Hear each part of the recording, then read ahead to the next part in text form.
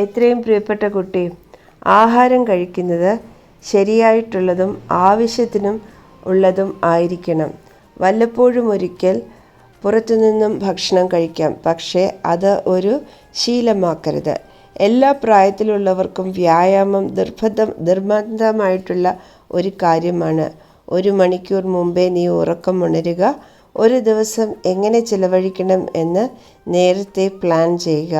എന്നിട്ട് സമയം ഏറ്റവും നല്ലതുപോലെ ഉപയോഗിക്കുക.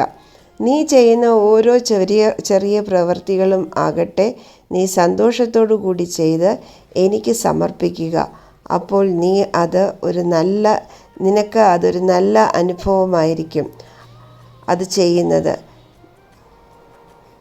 അതൊരിക്കലും നിനക്കൊരു ഭാരം ആവുകയുമില്ല. എൻ്റെ സച്ചരിതം 1 പേജെങ്കിലും ദിവസവും വായിക്കുക. ഒരുപാട് സ്നേഹത്തോടും ആശീർവാദത്തോടും കൂടി നിൻ്റെ ബാബ.